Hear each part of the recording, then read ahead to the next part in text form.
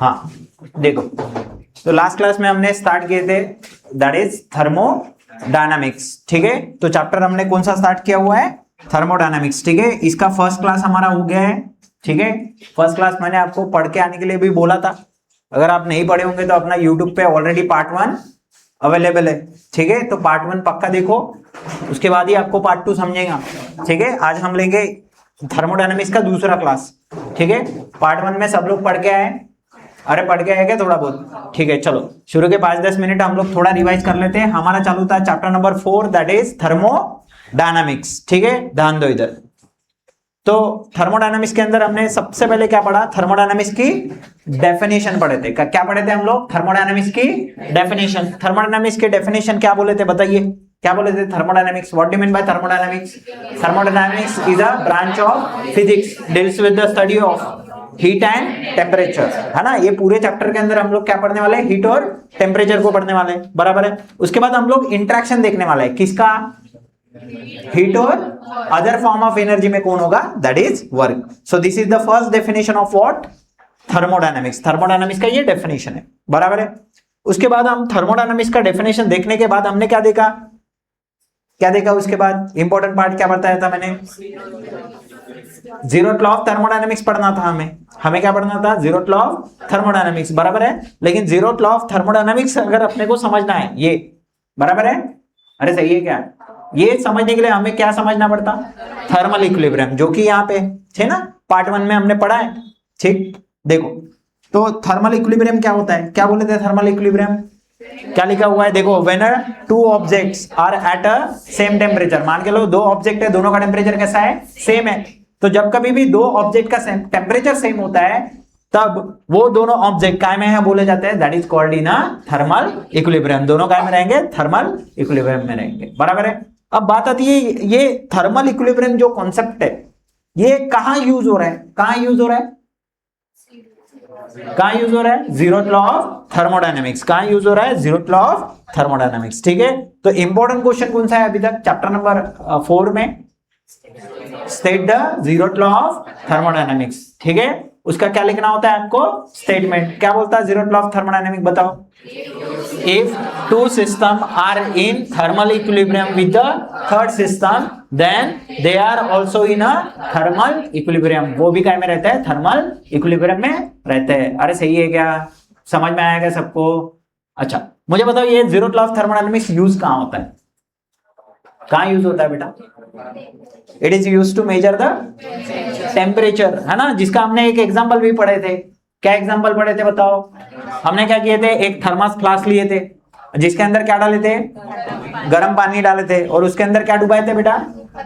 हाँ, क्या डुबाए थे? Thermometer.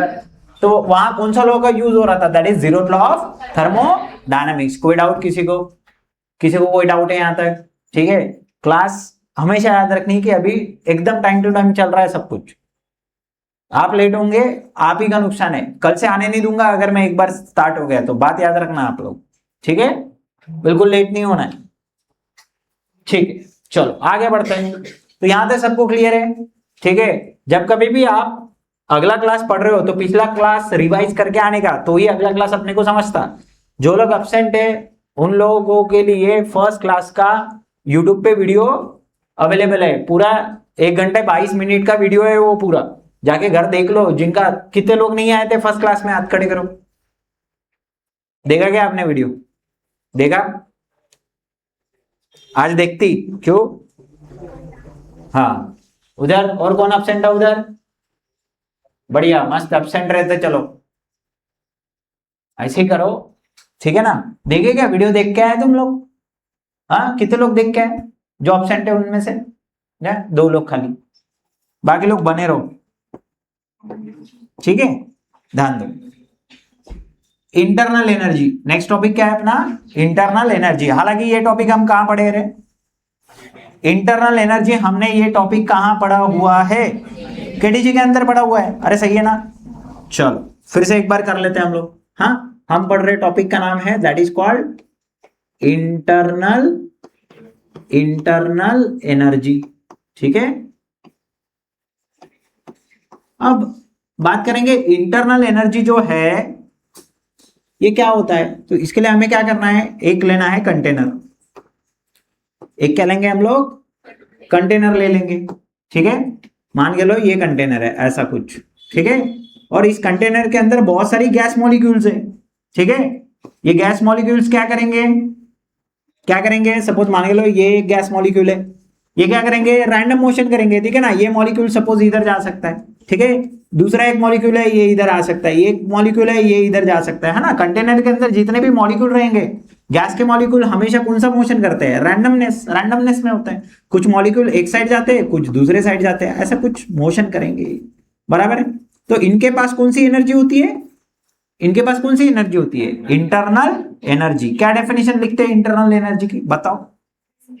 It is a energy which is associated with the molecule, है ना। देखो क्या लिखेंगे डेफिनेशन, बताओ। इट इज अ एनर्जी, ठीक है, ये एनर्जी है, it is a energy which is associated, मतलब ये किसके चलते आती है, because of associated, because of associated due to molecules, ठीक है। मॉलिक्यूल के चलते आने वाले एनर्जी को हम लोग कौन सी एनर्जी बोलते हैं, इंटरनल एनर्जी बोलते हैं। वैसे देखा जाए तो इंटरनल एनर्जी यानी कौन सी एनर्जी रहती है पता है आपको, टोटल एनर्जी रहती है। कौन सी एनर्जी रहती है, टोटल एनर्जी रहती है, ठीक है। And total energy is a sum of what, kinetic energy plus potential energy. अरे सबको पता है क्या, अरे सबको पता है क्या, देखो कैसे, मान के लो ये कंटेनर है और इसके अंदर बहुत सारी गैसेस है, मैंने कुछ पार्टिकल यहां निकाल दिए, आप बहुत ज्यादा पार्टिकल भी निकाल सकते हैं, ठीक है। कुछ ऐसे पार्टिकल्स है और ये पार्टिकल क्या करते रहते बेटा, रैंडम मोशन करते रहते हैं। क्योंकि ये रैंडम मोशन करते रहते हैं तो इनके पास कौन सी एनर्जी होती है, टोटल एनर्जी होती है। कौन सी एनर्जी होती है, टोटल एनर्जी। इनकी हमें कौन सी एनर्जी निकालनी है, टोटल एनर्जी। क्योंकि टोटल एनर्जी यानी ये टोटल एनर्जी यानी कौन सी एनर्जी रहती है, internal energy which is denoted by letter U. याद रखिए इंटरनल एनर्जी कैसे डिनोट होती है, इंटरनल एनर्जी यू से डिनोट होती है। एंड टोटल एनर्जी यानी इंटरनल एनर्जी, और internal energy is a sum of what, kinetic energy and potential energy. ये सम रहता है का, काइनेटिक एनर्जी और पोटेंशियल एनर्जी का। अब बात करेंगे ये काइनेटिक एनर्जी आती कहां से, कहां से आती, मॉलिक्यूल के पास काइनेटिक एनर्जी कहां से आती, क्योंकि ये मॉलिक्यूल कौन सा मोशन करते होता है, रैंडम मोशन। तो मोशन के चलते आने वाली जो एनर्जी रहती है वो एनर्जी कौन सी रहेगी, काइनेटिक एनर्जी, बराबर। और पोटेंशियल एनर्जी क्यों आती है बताओ, due to the, yes very good, due to the force of attraction, ठीक है, फोर्स ऑफ अट्रैक्शन के चलते, है ना। कैसे, देखो अब मान के लो, देखो काइनेटिक एनर्जी कैसे आती, इस चीज को समझिए। मान लो ये मॉलिक्यूल है तो ये कुछ ना कुछ वेलोसिटी से इधर उधर जाएगा, अरे हाँ या ना। और हमें पता है काइनेटिक एनर्जी का फार्मूला क्या होता है, what is the formula for a kinetic energy. Kinetic energy क्या होता है, that is half M V square, बराबर है, where M is a mass of that particle, अरे हाँ या ना। v क्या रहती है उसकी वेलोसिटी। तो मॉलिक्यूल रैंडम मोशन कर रहे हैं, मतलब उसके पास कौन सी एनर्जी आ गई, काइनेटिक, मोशन के चलते काइनेटिक एनर्जी आती है।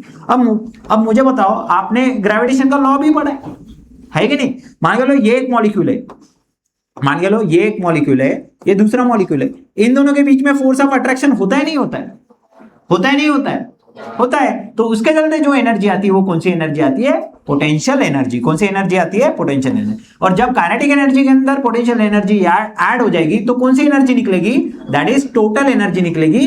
और टोटल एनर्जी यानी कौन सी एनर्जी रहती है, इंटरनल एनर्जी रहती है। कौन सी एनर्जी रहती है, इंटरनल एनर्जी। अरे समझ आया क्या, मैंने परसों के दिन ही बताया, क्या बताया,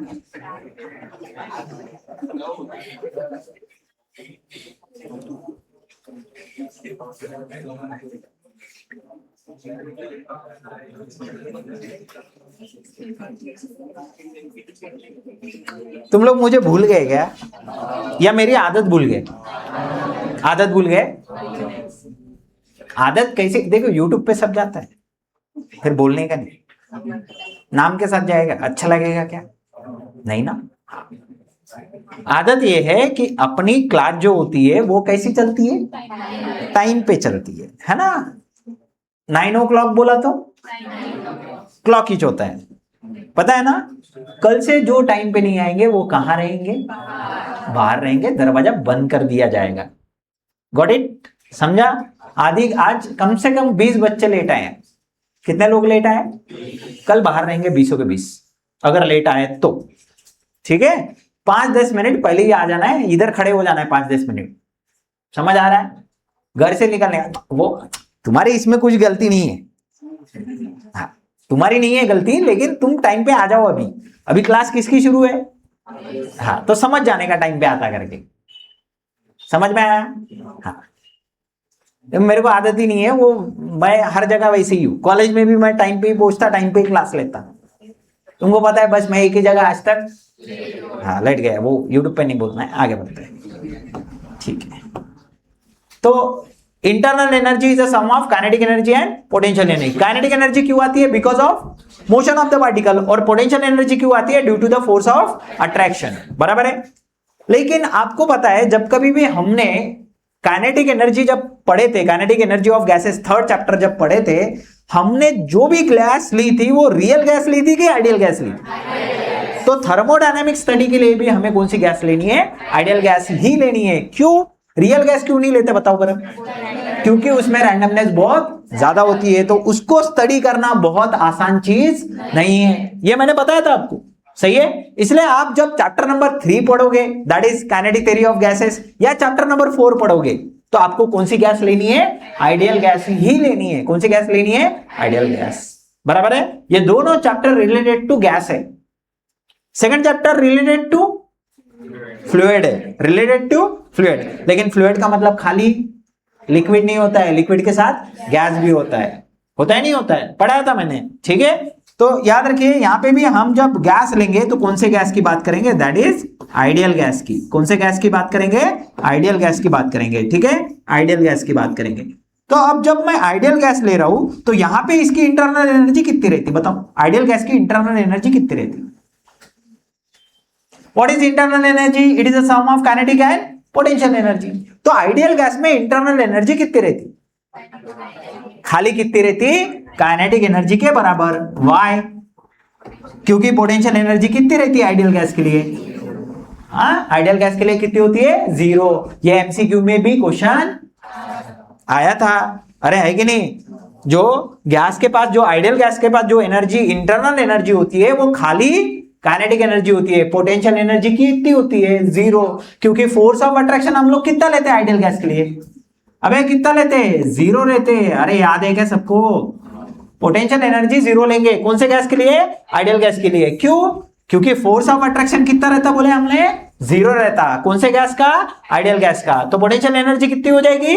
0। क्योंकि अट्रैक्शन ही नहीं है तो पोटेंशियल एनर्जी कितना होगा? 0 होगा। तो इंटरनल एनर्जी ओनली काय के चलते आएगी? काइनेटिक एनर्जी के चलते। ये हमने चैप्टर नंबर 3 में भी पढ़ा है। चैप्टर नंबर 3 में भी पढ़ा है। हालांकि ये बात है कि अपने को याद नहीं है, आ जाएगा फरवरी तक सबको याद आ जाता। तो internal energy is equal to क्या रहती है?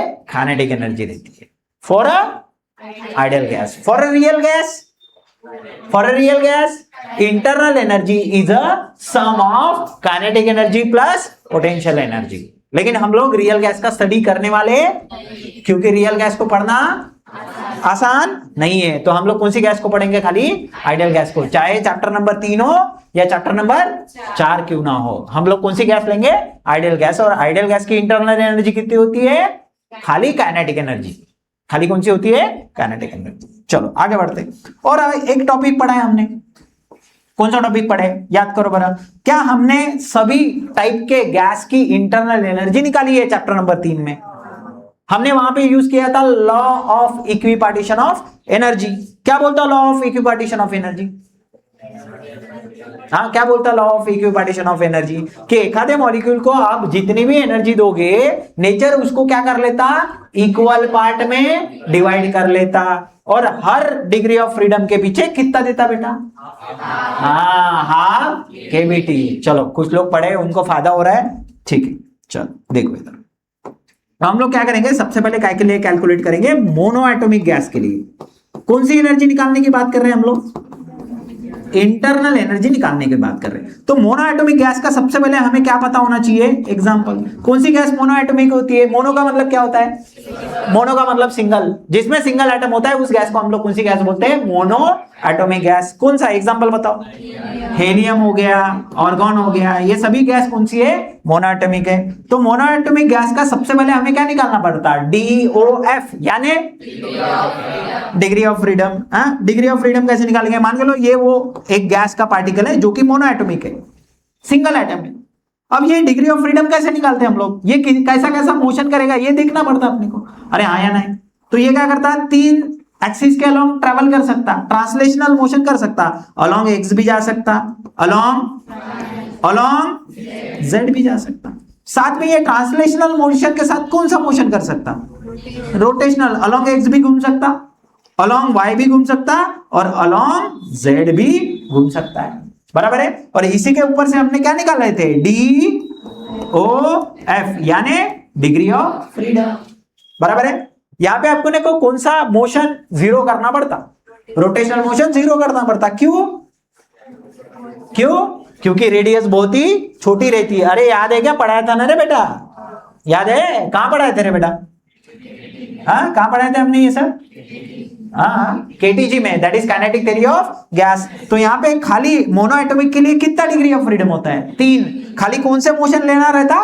ट्रांसलेशनल। कौन सा मोशन लेना रहता बेटा? ट्रांसलेशनल मोशन लेना रहता। तो translational motion along X, along Y और along Z, 1 2 3। Degree of freedom कितना होगा? डिग्री ऑफ फ्रीडम 3 होगा। काय के लिए? कौन से गैस के लिए? मोनो एटॉमिक गैस के लिए। फिर अपने को पता है according to the law of equipartition of energy, है ना? इसको हम क्या करेंगे बेटा? क्या देंगे रे बेटा? इसको हीट देंगे। क्या देंगे? इसको हीट। इस एटम को क्या देंगे हम लोग? हीट देंगे। कितने एटम है बेटा? एक ही है। तो नेचर क्या करता? उस हीट को, उस एनर्जी को इक्वल पार्ट में डिवाइड कर लेता। हर डिग्री ऑफ फ्रीडम के पीछे कितना भेजता?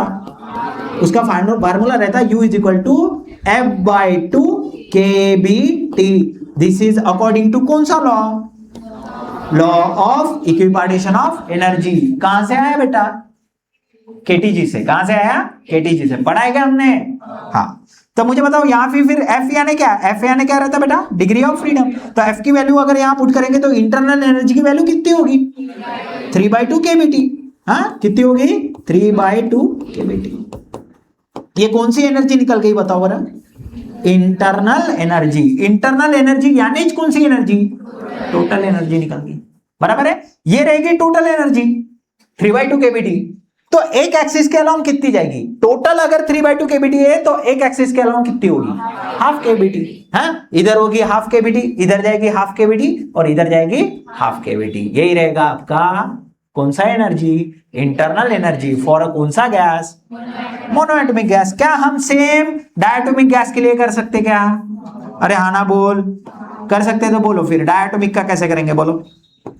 डायटोमिक का सबसे पहले हमें क्या निकालना पड़ेगा? Degree of freedom. बराबर है। डायटोमिक में 2 टॉपिक आते हैं, याद है क्या आपको? सबसे पहले इसका एग्जांपल बताओ। हाँ, डायटोमिक का एग्जांपल बताओ। हाइड्रोजन गैस हो सकती, नाइट्रोजन गैस हो सकती, कार्बन मोनोऑक्साइड हो सकता। अरे आया ना?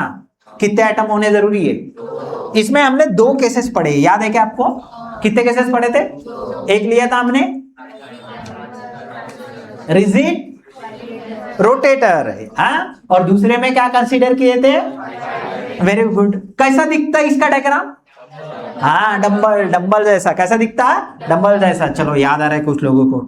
हे भगवान, मेरा जीवन सफल हो गया कुछ लोगों को। हाँ, चलो आगे बढ़ते। तो ये है डंबल, ये है डंबल। हाँ, डंबल के बीच में क्या रहते हैं? जो लोग बॉडी बनाते होंगे जानते होंगे। हाँ, डंबल के बीच में रॉड होता है। रॉड यानी ये बॉन्ड रहेगा और यहाँ पे कितने एटम रहेंगे? 2 एटम। यानी कौन सा गैस? Diatomic gas. अब मुझे बताओ ये गैस क्या करेगा? मोशन करेगा। हाँ, ये अलोंग एक्स भी जा सकता, ये अलोंग वाई भी जा सकता, ये अलोंग जेड भी जा सकता। सही बात है क्या? तो फिलहाल हम लोग कौन से रोटेटर के लिए करेंगे? रिजिड रोटेटर के लिए। काय के लिए करेंगे? Rigid rotator. रिजिड रोटेटर के लिए करेंगे तो अलोंग एक्स ट्रांसलेशनल मोशन कर सकता, अलोंग वाई भी ट्रांसलेशनल मोशन कर सकता, अलोंग जेड भी ट्रांसलेशनल मोशन कर सकता। लेकिन क्या ये रोटेट भी करेगा? अरे आना बोल। ये अलोंग एक्स भी क्या करेगा? रोटेट। अलोंग वाई भी क्या करेगा? रोटेट। अलोंग जेड भी क्या करेगा? रोटेट। तो इसका डिग्री ऑफ फ्रीडम कितना रहता पता है क्या? रिजिड रोटेटर का कितना रहता? 5 रहता, 5 रहता, है ना? 3 ट्रांसलेशनल, 2 एक एक्सिस के अलोंग रोटेशनल 0 होता। कौन सा एक्सिस रहता है? क्योंकि वहां रेडियस कैसे रहती? याद आ रहा है क्या कुछ? हाँ, तो यहां डिग्री ऑफ फ्रीडम कितना रहता बेटा? 5 रहता। कितना रहता? 5। अगर रिजिड रोटेटर होगा तो, लेकिन अगर वाइब्रेशन होंगे तो हाँ, कितने से बढ़ जाता? 2 से बढ़ जाता। कितने से बढ़ जाता? 2 से बढ़ जाता। बराबर है, 7 होगा। तो मुझे बताओ फिर इंटरनल एनर्जी कितनी होगी यहां पे? बराबर वही फार्मूला है, F/2 kBT, where F is a degree of freedom, KB is a Boltzmann constant. कौन सा constant? And T is a temperature. तो यहां पे बताओ डिग्री ऑफ फ्रीडम कितना, सॉरी इंटरनल एनर्जी कितनी होगी डायटोमिक में? डिग्री ऑफ फ्रीडम कितना है? 5 है। 5 है ना, F की वैल्यू कितनी पुट करेंगे? 5, 5/2 kBT। यही रहेगा आपका कौन सा एनर्जी? Internal energy. कौन सा एनर्जी? Internal energy. अब आपको लग रहा होगा सर चैप्टर नंबर 4 में चैप्टर नंबर 3 कहां से आ गया सर? क्योंकि thermodynamics is also about gas. क्या के बारे में? ये गैस के बारे में है ना। तो हमें कौन सी गैस लेनी है? कौन सी गैस लेनी है स्टडी के लिए? Ideal gas. इसलिए यहाँ पे कौन सा कॉन्सेप्ट अगेन आ गया? इंटरनल एनर्जी वाला भी कॉन्सेप्ट आ चुका है। ये कॉन्सेप्ट आ चुका है, ठीक है। हाँ चलो देख लो एक बार, सब लोग देख लो एक बार, ठीक है। कोई डाउट किसी को? खाली सिंपल छोटी सी बातें दिमाग में रखनी है। कौन सी बातें दिमाग में रखनी है? कि internal energy is a sum of kinetic energy plus potential energy. Kinetic energy क्यों आती है? मोशन के चलते है ना। ये कंटेनर के अंदर बहुत सारे मैंने गैस पार्टिकल भर दिए, अरे हाँ या ना बोल। तो सभी पार्टिकल क्या करेंगे? रैंडम मोशन करेंगे। रैंडम मोशन के चलते आने वाली इंटरनल एनर्जी कौन सी होती है? काइनेटिक एनर्जी होती है। हाँ, और पोटेंशियल एनर्जी क्यों आती है? क्योंकि न्यूटन्स लॉ ऑफ ग्रेविटेशन, हर दो पार्टिकल के बीच में क्या होता है यूनिवर्स के अंदर? फोर्स ऑफ अट्रैक्शन, और उसके चलते ही कौन सी एनर्जी आती है? Potential energy. And sum of kinetic energy plus potential energy is called total energy, and total energy means कौन सी एनर्जी? Internal energy. लेकिन अगर मैं आइडियल गैस लेता हूं, कौन सी गैस? तो आइडियल गैस में पोटेंशियल एनर्जी कितनी हो जाती? क्योंकि फोर्स ऑफ अट्रैक्शन कितना हो जाता? सो इंटरनल एनर्जी कितनी रहती? खाली काइनेटिक एनर्जी के बराबर। बाकी तुमको मोनोएटॉमिक और डायटोमिक के लिए कैसे निकालना, ये चैप्टर नंबर 3 में पढ़ाया था क्या? अरे आना बोल, इतना क्लियर है? कोई डाउट? चलो, मतलब अपना ये वाला भी टॉपिक अभी कवर हो चुका है। कौन सा वाला टॉपिक कवर हो गया अपना?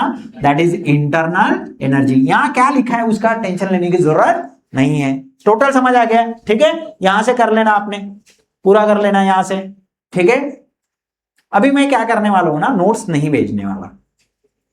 आप क्या करो, घर जाओ, वीडियो देखो, और उसे से क्या करो, नोट्स लिखो। खुद जब आप नोट्स लिखोगे ना, आपका लेवल कुछ अप होने वाला है, गारंटी मेरी है। दोबारा पढ़ना भी नहीं पड़ेगा, आप लिख के देख लो गारंटी के साथ। जैसे मैंने बोला नोट्स नहीं भेजूंगा, कुछ लोगों के दे दो सर, अरे ठीक है देता हूं, लेकिन थोड़ा सा खुद से तो मेहनत करो थोड़ी सी। सर हमारे पास तो टाइम ही नहीं है। हाँ, टाइम ही नहीं है ना? है टाइम है, करो, अभी बहुत समय बाकी है। अभी अगस्त तो चल रहा है, अभी फरवरी आने को बहुत समय है, ठीक है ना? हाँ, तो फरवरी दिमाग में रखना, डर तो गया नहीं तो चलो लिख लोगे। अबे समझा गए रे? इंटरनल एनर्जी एकदम क्लियर है, एकदम क्लियर है। चलो अब चलते हैं मेन टॉपिक पे। मतलब यहां से इसका लेवल थोड़ा सा अप होने वाला है, थोड़ा सा हल्का हल्का अप होते जाएगा। मतलब इसका एक्सट्रीम लेवल तो बहुत आने का बहुत समय है, लेकिन मैं बता रहा हूं तुमको, ये टॉपिक मैं ऐसा पढ़ा दूंगा आपको जिंदगी भर नहीं भूलोगे अगर तुमने ध्यान से पढ़ा तो। कंडीशन वही है, स्टार मार्क वही है। कंडीशन ये है कि ढंग से ध्यान से पढ़ना पड़ेगा। मैं गारंटी के साथ बता रहा हूं, ये थर्मोडायनामिक्स में जो भी चीजें बताऊंगा एकदम क्लियरली, एकदम सीधी दिमाग में चली जाएगी हमेशा के लिए। चलो आगे बढ़ते हैं। That is thermodynamic system, thermodynamic process, और थर्मोडायनामिक सबसे पहले क्या पढ़ेंगे? सिस्टम, ठीक है। प्रोसेस तो बात की बात है, इसको अभी आपको दिमाग में लाने की जरूरत नहीं है, बिल्कुल मत लाओ इसको, ये बाद में पढ़ेंगे हम लोग, इसको छोड़ दो।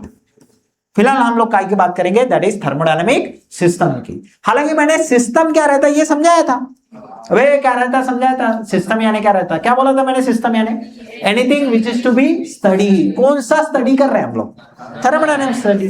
जो भी बॉडी पे हम लोग थर्मोडायनेमिक स्टडी करेंगे उसे कौन सा क्या बोलेंगे, थर्मोडायनेमिक सिस्टम। क्या बोलेंगे उसको, थर्मोडायनेमिक सिस्टम। ठीक है, तो हम लोग फिलहाल जो टॉपिक पढ़ रहे हैं यहां ध्यान देंगे। मैं इसको थोड़ा सा साइड में ले लेता हूं, इसको रहने दो कोने में, अपन कर देते हैं अपना कार्यक्रम शुरू। ठीक है, तो अपने को टॉपिक क्या पढ़ना है ध्यान से देखिएगा। ठीक है, हम पढ़ेंगे सबसे पहले थर्मोडायनामिक सिस्टम। ठीक है, इसमें दूसरा टॉपिक क्या आता पता है, सराउंडिंग। दूसरा टॉपिक क्या आता, सराउंडिंग। और तीसरा टॉपिक क्या आता पता है आपको, बाउंड्री। क्या आती है, बाउंड्री। ये चीजें पढ़ना बहुत इंपॉर्टेंट है। हाँ, पहला टॉपिक रहेगा थर्मोडायनेमिक सिस्टम, दूसरा रहेगा सराउंडिंग और तीसरा रहेगा बाउंड्री। और यहाँ पे क्वेश्चन कैसे आता है, सबसे पहले हम लोग क्वेश्चन भी लिख लेते हैं। ठीक है, चलो क्वेश्चन लिख लेते हैं। क्वेश्चन कैसा आता है एग्जाम में, है ना, क्वेश्चन ऐसा आता है एग्जाम में, व्हाट आर थर्मोडायनेमिक सिस्टम, या what do you mean by thermodynamic system, या डिफाइन थर्मोडायनेमिक सिस्टम। ठीक है, तो कैसे भी क्वेश्चन आ सकता है, मैं सिंपली तुम्हारे लिए लिख देता हूं, डिफाइन थर्मोडायनामिक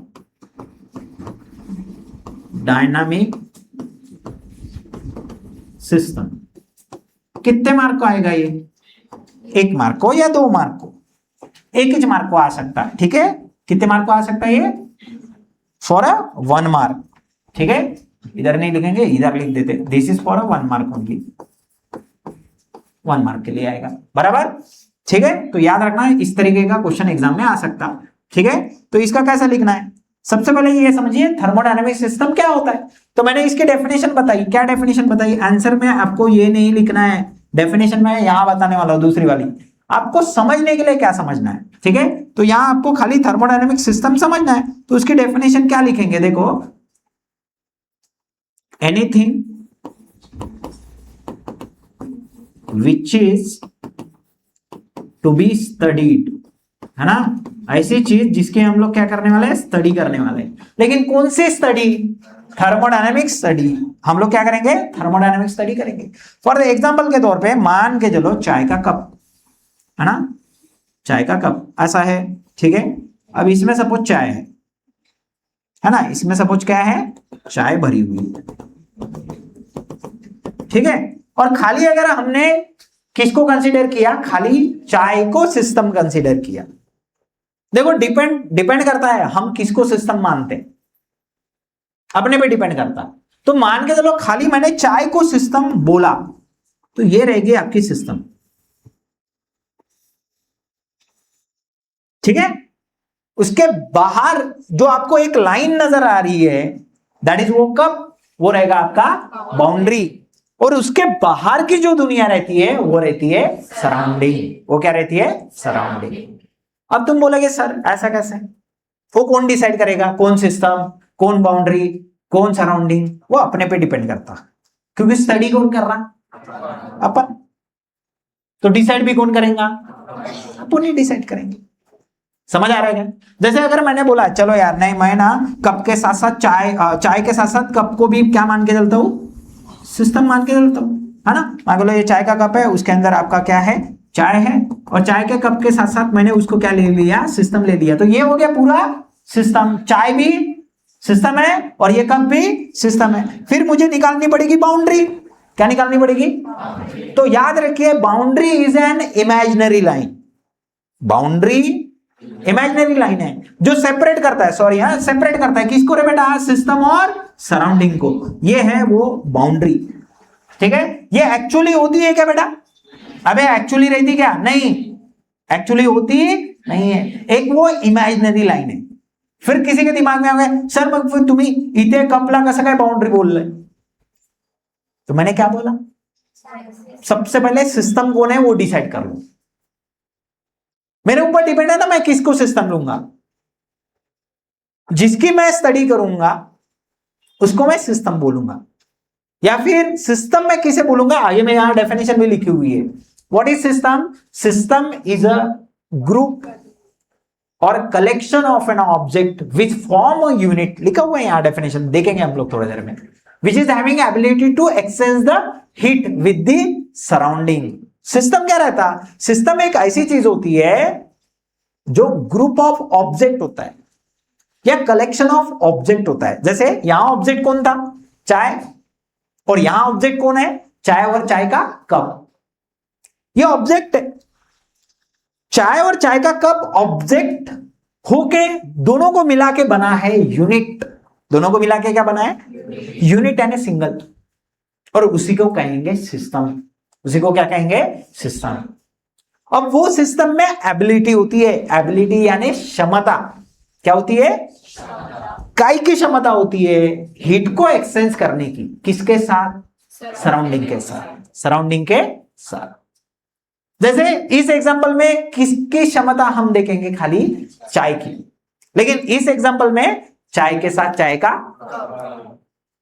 तो उसको बोलेंगे थर्मोडायनेमिक सिस्टम। क्या बोलेंगे उसको, थर्मोडायनेमिक सिस्टम। सर मग डेफिनेशन जर एग्जाम मध्ये आली तर कशी लिहायची, अगर डेफिनेशन एग्जाम में आया तो कैसे लिखना, कैसे लिखना बेटा, ऐसे नहीं लिखना, यहां लिखा हुआ है, ये देखो यहां लिखा हुआ है, हम लोग इसको पढ़ेंगे, ठीक है, ठीक है, इसको पढ़ेंगे। हाँ बोलो क्या लिखा है, क्या लिखा है, थर्मोडायनेमिक सिस्टम, ये देखो यहां लिखा हुआ है थर्मोडायनेमिक सिस्टम, बराबर है, थोड़ा सा और बड़ा कर लेता मैं, हाँ चलो सबको दिखना चाहिए।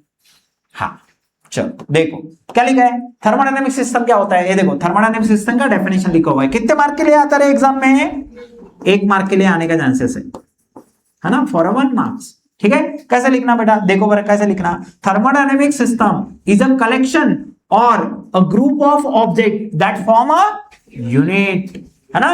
अबे थर्मोडायनेमिक सिस्टम क्या है, कलेक्शन है, कलेक्ट किया हुआ है, क्योंकि एक ही ऑब्जेक्ट रहेगा, एक ही चीज रहेगी ऐसा जरूरी नहीं है, कलेक्शन है या ग्रुप है, काय का, ऑब्जेक्ट का, सबको मिला के क्या बनता, यूनिट, सबको मिला के क्या बनता, यूनिट। फॉर द एग्जांपल अगर तुमको चाय और चाय का कप नहीं समझ रहा हूंगा तो मेरी बॉडी सिस्टम है, मेरी बॉडी क्या है, क्या मैं मेरी बॉडी को थर्मोडायनेमिक सिस्टम ले सकता, हाँ सर, क्योंकि मुझ में एबिलिटी है क्या करने की, हीट को एक्सचेंज करने की, किसके साथ, कर सकता नहीं कर सकता, तो क्या मैं थर्मोडायनेमिक सिस्टम हूं, अरे आना बोल, तो क्या मेरा सिस्टम एक ही चीज से बना है, नहीं, मेरे को सर भी है, मेरे को पैर भी है, भगवान ने दिए हुए, हाँ हाथ भी है, सब कुछ है।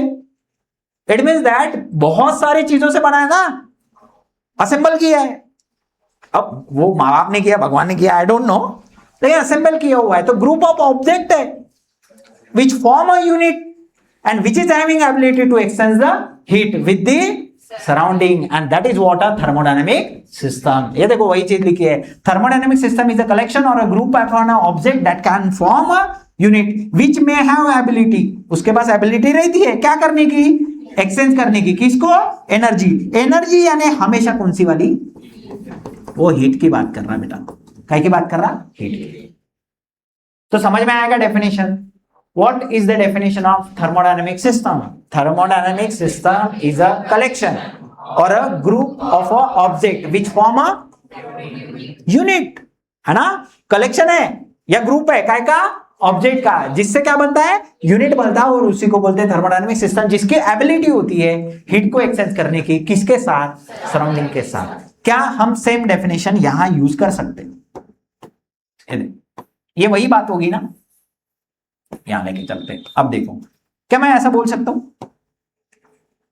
चाय, चाय का कप, दो अलग अलग ऑब्जेक्ट है, हाँ ना बोल, दो, दोनों का मैंने कलेक्शन किया है या दोनों का मैंने क्या बनाया, ग्रुप, ग्रुप बनाया, और उसी को बोलेंगे यूनिट, है ना, सिंगल चीज बन गई, दैट इज यूनिट। और वही है आपकी थर्मोडायनेमिक सिस्टम, जिसमें एबिलिटी है क्या करने की, हीट को एक्सचेंज करने की। क्या चाय हीट को एक्सचेंज करती है सराउंडिंग के साथ, करती है, इसलिए तो ठंडी होती है, समझ में आएगा। So this is what a thermodynamic system. Sir मग तुम्ही हे का सांगितलं, समझने के लिए, क्या के लिए बताया, समझने के लिए। एग्जाम में ये वाली डेफिनेशन लिखनी नहीं है, कौन सी डेफिनेशन लिखनी है एग्जाम में, वो वाली मतलब कौन सी वाली, हाँ भाई पूरा बोला करो, ये हाँ क्या लिखना है बोलो, चलो बोलो एक बार। Thermodynamic system is a collection or a group of object which form a unit having ability to exchange heat with the surrounding. अरे समजलं का? हो, ठीक आहे. मग थर्मोडायनेमिक सिस्टमचं जर तुम्हाला कोणी म्हटलं की डायग्राम काढा, किसी ने बोला चलो थर्मोडायनेमिक सिस्टम का डायग्राम निकाल के बताओ, तो बेटा गलती से चाय और चाय का कप या चिंटा को निकाल के नहीं आने का. थर्मोडायनेमिक सिस्टम, थर्मोडायनेमिक सिस्टम करने का नहीं. क्या करने का उसके लिए? नहीं तो चले. हमारे सर ने बताया था. हमारे सर ने क्या बताया था? बोले ह्यूमन बॉडी भी थर्मोडायनेमिक सिस्टम है, चल निकाल के आ जाता हूं. ऐसा करने का नहीं. उसके लिए आपको एक पर्टिकुलर शेप बनाना है. इसको बोलते हैं आर्बिटरी शेप. क्या बोलते हैं इसको? जब कभी भी आप थर्मोडायनेमिक सिस्टम बनाओगे थर्मोडायनेमिक चैप्टर के अंदर, तो आपको एक आर्बिटरी शेप बनाना है. सर ये कैसा शेप है? ऐसा कोई तो भी दिखता है बायोलॉजी के अंदर, अमीबा. आड़ा टेढ़ा कुछ भी बना देने का सर. कैसे? ऐसे. इस शेप को हम लोग कौन सा शेप बोलते हैं? Arbitrary shape. तो ये रहेगा आपका कौन रे? सिस्टम. ये हो गया सिस्टम. क्लियर है? ये हो गया सिस्टम. चलो सिस्टम हो गया. अब चलते हैं किसके तरफ? अरे चला गया सर, कोई बात नहीं, फिर लिख देते हैं. सिस्टम सबको क्लियर है? सबको क्लियर है. अब सेकंड टॉपिक क्या पढ़ रहे थे हम लोग? पहला क्या पढ़े हमने? Thermodynamic system. सेकंड टॉपिक क्या था अपना? सराउंडिंग. वापस ला सकते क्या हम लोग? देखते हैं उसको. आ गया. क्या बात है, काम खराब होने वाला था अपना, लेकिन ठीक है, बच गए हम लोग. हाँ, पहला हो गया थर्मोडायनेमिक सिस्टम. अब समझते दूसरा टॉपिक एक्चुअली होना चाहिए था बाउंड्री, लेकिन बाउंड्री को उतना इंपॉर्टेंस नहीं है. इंपॉर्टेंस किसको है? लेकिन फिर भी हम लोग दूसरा टॉपिक का नाम क्या लिखेंगे? बाउंड्री.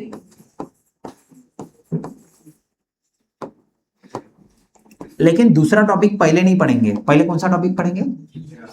तीसरा पढ़ेंगे, दैट इज सराउंडिंग. कौन सा टॉपिक पढ़ेंगे? सराउंडिंग. पारे लक्ष दे इकडे. सराउंडिंग शिकू आपण. ठीक है, लक्ष दे इकडे. अब सराउंडिंग क्या रहता? देखो, जो भी चीज बाउंड्री के बाहर रहती वो रहता सराउंडिंग. क्या बोला मैंने? जो भी चीज बाउंड्री के बाहर रहती वो रहता सराउंडिंग. तो क्या लिखने का? एनीथिंग. बोलो, बोलते चलो. Anything outside the, anything outside the boundary which is called surrounding. उसी को हम लोग क्या बोलते हैं? सराउंडिंग बोलते हैं. एनीथिंग आउटसाइड द बाउंड्री, है ना? Anything outside the boundary which is called surrounding. उसी को हम लोग क्या बोलेंगे? सराउंडिंग बोलेंगे. सराउंडिंग को दूसरा भी एक वर्ड है. दूसरा भी एक वर्ड है सराउंडिंग को. ही दूसरा क्या वर्ड बोलते हैं? एनवायरमेंट. लिखा हुआ है यहाँ डायग्राम, अगर देखोगे तो यहाँ लिखा हुआ है. बराबर है? अरे समझा क्या? तो देखते हैं बाउंड्री क्या रहता. देखते हैं हम लोग बाउंड्री क्या रहता. समझ आ गया? जैसे देखो, मान के लो चाय और चाय का कप, ये हो गया सिस्टम. ये क्या हो गया? तो हमने बाउंड्री बनाई, तो देखते हैं बाउंड्री क्या रहता. ठीक है, तो बाउंड्री क्या रहता बेटा? It is an imaginary line. ये एक इमेजिनरी लाइन रहती. Imaginary line. ये कहां रहेगी? ये क्या करेगी? इमेजिनरी लाइन क्या करेगी? सेपरेट करेगी. किसको? Separate system and surrounding. ये सिस्टम एंड सराउंडिंग को क्या करेगी? सेपरेट करेगी. एक्चुअल में रहती क्या रे? नहीं, एक्चुअल में नहीं रहती. जैसे देखो, अब समझते तीनों चीजों को एक साथ. सिस्टम क्या रहता? देखो, चाय और चाय का कप, जिसके हम लोग क्या करेंगे? स्टडी करेंगे, उसको बोलेंगे सिस्टम.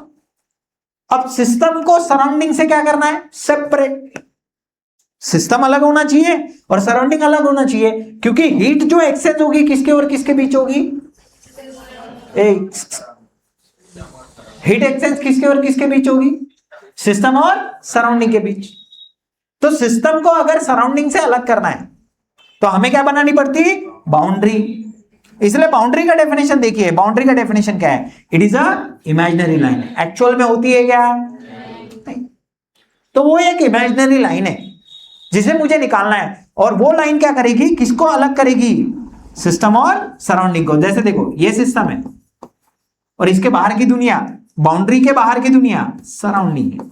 सराउंडिंग को दूसरा नाम क्या रहता है, एनवायरमेंट। याद रखना दूसरा नाम उसका क्या है, एनवायरमेंट भी है, बराबर है।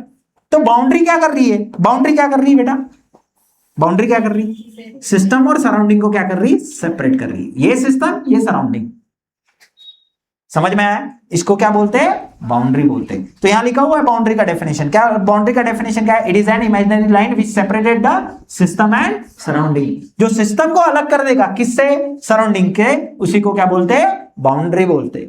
क्या बोलते हैं, बाउंड्री। जैसे अगर मैं ह्यूमन के एग्जांपल में अगर देखूं तो सर ह्यूमन के एग्जांपल में कैसे बाउंड्री निकालेंगे, अरे बेटा मान के लो ये ह्यूमन, ह्यूमन है, सिस्टम है, ह्यूमन हो गया सिस्टम, ठीक है, मान के लो ये सिस्टम हो गया, बराबर। अब बाउंड्री कैसे निकालू सर, अरे कुछ नहीं, एक इमेजिनरी लाइन बनाने का उसके आजू बाजू, कैसे, हो गया, समझ में आएगा। रेड कलर का है सिस्टम, येलो कलर की है और बाउंड्री के बाहर की दुनिया, खत्म, समझ में आएगा। अब वही क्वेश्चन दिमाग में नहीं आना चाहिए, सर तुम्हें बाउंड्री अशी काढली, मी काय सांगितलंय, एक इमेजिनरी लाइन है जो क्या करती है, सिस्टम को सराउंडिंग से सेपरेट करती है, वही क्या रहती है आपकी बाउंड्री, बराबर, क्लियर है एकदम। अब देखते हैं सराउंडिंग क्या है, बताओ सराउंडिंग क्या है, एनीथिंग, जो कुछ भी बच जाएगा किसके बाहर, anything outside the boundary which is called, क्या बोलते हैं, सराउंडिंग। दूसरा वर्ड क्या है, एनवायरमेंट, बराबर है। अब हीट एक्सचेंज किसके और किसके बीच होगी, सिस्टम और सराउंडिंग के बीच। देखो ये सिस्टम है, ये है बाउंड्री और बाहर है सराउंडिंग, तो क्या करेगा, ये एक तो हीट ये लॉस करेगा या फिर हीट को गेन करेगा, और हीट यानी क्या, एनर्जी, समझ में आएगा।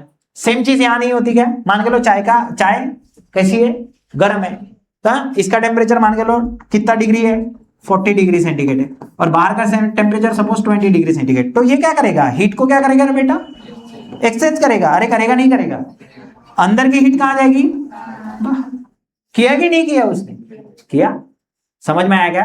तो ये 3 टॉपिक है और तीनों में से 2 जगह क्वेश्चन आने का चांस है। पहला क्वेश्चन कहां आएगा बेटा, डिफाइन थर्मोडायनेमिक सिस्टम, कैसे लिखेंगे बोलो, कैसे लिखेंगे, चलो डेफिनेशन यहां लिखी हुई है, कैसे लिखेंगे, what do you mean by thermodynamic system. Thermodynamic system is a collection or a group of a object which form a unit having ability to exchange the heat with the surrounding। अगर question 1 mark का आया तो खाली definition लिख के छोड़ देने का, लेकिन अगर 2 मार्क का आया तो डायग्राम बनाने का। डायग्राम कैसे बनाने का, ऐसी आर्बिटरी शेप, कौन सा शेप, ये हुआ आपका कौन, ये कौन हुआ सिस्टम, ये हुआ सिस्टम, और ये क्या है रे मैंने अभी जो निकाली, दिस इज बाउंड्री, और बाउंड्री के बाहर की दुनिया सराउंडिंग, या फिर उसी को दूसरा नाम क्या है, एनवायरमेंट। अब क्या होगा, एक तो हीट सिस्टम्स के अंदर जाएगी या सिस्टम के बाहर जाएगी। अरे समझ में आया क्या, समझ में आया क्या। दूसरी डेफिनेशन बाउंड्री की नहीं आती, दूसरी डेफिनेशन आती सराउंडिंग की। तो सराउंडिंग की डेफिनेशन कैसे लिखेंगे, सराउंडिंग क्या रहती, एनीथिंग आउटसाइड द बाउंड्री के बाहर जितनी भी दूरियां होती है उसको क्या बोलेंगे, सराउंडिंग बोलेंगे, समझ में आया। तो यहां पे कितने डेफिनेशन बनते हैं, 2, कितने डेफिनेशन बनते हैं, 2। पहला डेफिनेशन थर्मोडायनेमिक सिस्टम का, दूसरा डेफिनेशन सराउंडिंग का, या फिर उसी को दूसरा नाम है एनवायरमेंट। लेकिन हमें बाउंड्री भी क्या रहती है ये याद होनी चाहिए। कोई डाउट किसी को, कोई किसी को डाउट है, चलो एक बार इसको भी देख लो, आगे बढ़ते हैं फिर। चला याला बघून घ्या एकदा,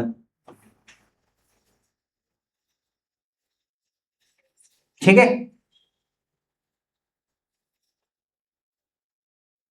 कोई डाउट किसी को, कोई किसी को डाउट है यहां तक, नहीं है, पक्का सब कुछ एकदम क्लियर है। चलो आगे चलते हैं, नेक्स्ट टॉपिक समझते हैं।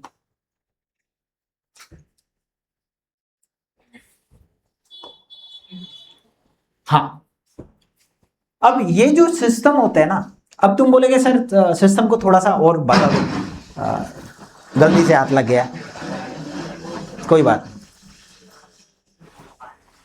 ऐसा हम दोनों के साथ ही होता है। हाँ तो एक सेकंड, हाँ तो कुछ लोग बोलेंगे सर तुम्ही तर फक्त दोनच एक्झाम्पल सांगितले थर्मोडायनेमिक सिस्टमचे, बहुत सारे एग्जाम्पल हो सकते हैं।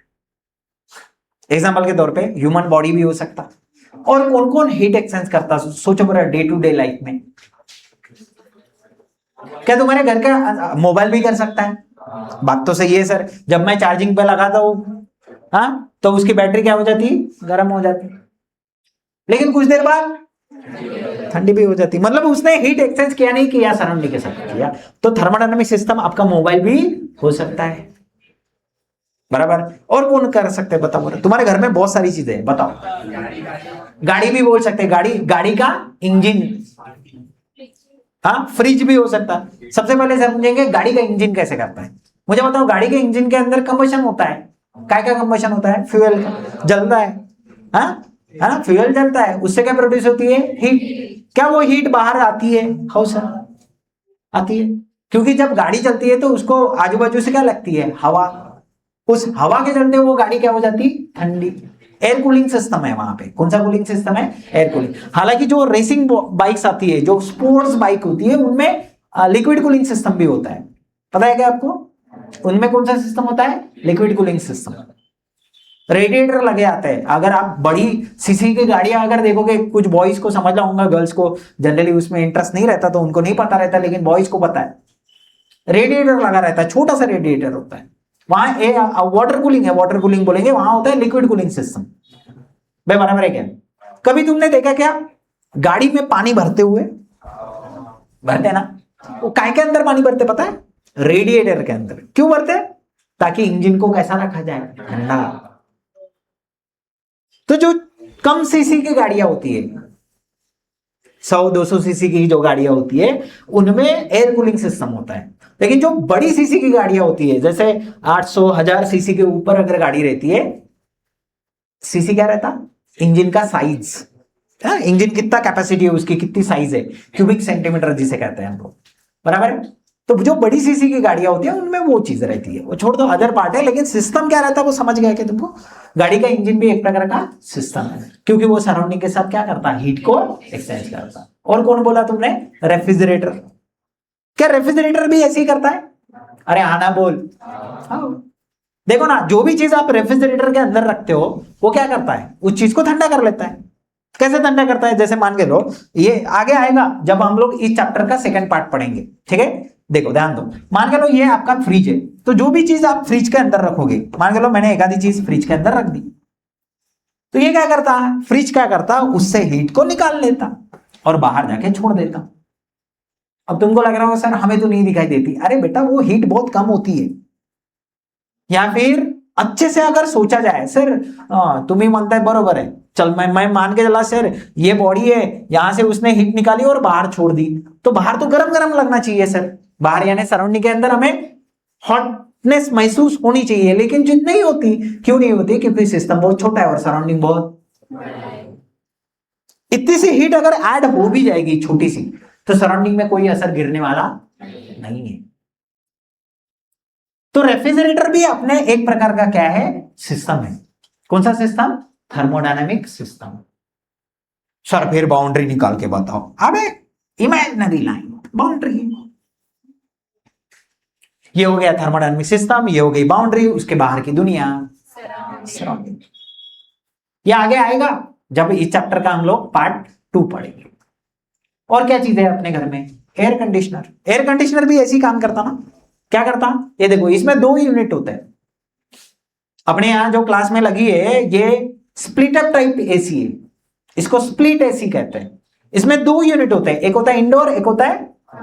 इंडोर यूनिट अंदर लगता है, आउटडोर यूनिट, ये तो कॉमन सेंस है बोलना।